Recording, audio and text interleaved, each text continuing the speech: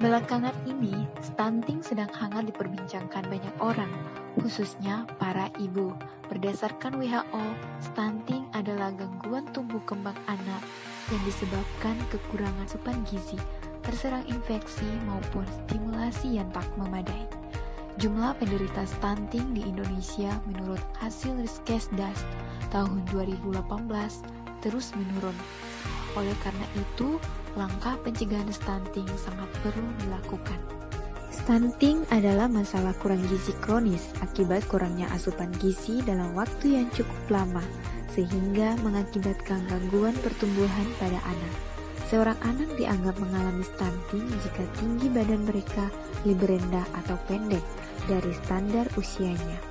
Data termutakhir dari hasil riset studi status gizi balita Indonesia atau SSGBI tahun 2019 mencatat bahwa jumlah balita stunting di Indonesia saat ini mencapai 27,67%.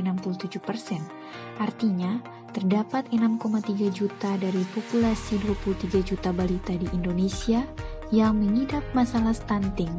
Jumlah yang telah melampaui nilai standar maksimal dari Organisasi Kesehatan Dunia atau WHO, yakni sebesar 20% atau 1/5 dari jumlah total anak balita dalam suatu negara. Ada dua langkah dalam mencegah stunting. Yang pertama, sejak masa kehamilan, dan yang kedua setelah anak lahir. Sejak masa kehamilan, janin di dalam kandungan harus diberikan asupan gizi yang baik dan seimbang. Ibu hamil tidak boleh mengalami anemia, selalu melakukan pemeriksaan kesehatan ibu selama masa kehamilan. Setelah anak lahir, jangan biarkan anak mengalami sakit, infeksi yang berulang, berikan ASI, vaksinasi, dan berikan asupan makanan yang seimbang dan sesuai usia. Program pangan dan gizi sudah menjadi prioritas pemerintah melalui Rencana Pembangunan Jangka Menengah Nasional tahun 2015 sampai 2019 dan juga Rencana Pembangunan Jangka Menengah Nasional tahun 2020 sampai 2024. Namun, bukan berarti akses pangan di Indonesia tidak tanpa masalah.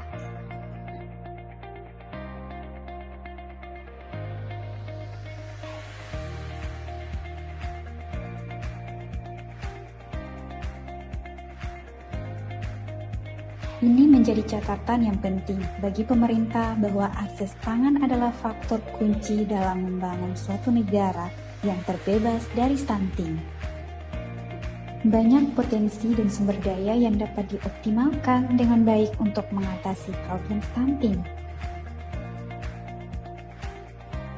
Status gizi masyarakat Indonesia dapat teratasi tentu memerlukan strategi yang tepat dan terukur dengan memanfaatkan pangan lokal daerah masing-masing. Tahukah ragam makanan Indonesia memiliki aneka ragam, rasa, dan kaya gizi? Tiap daerah memiliki ragam pangan pokok.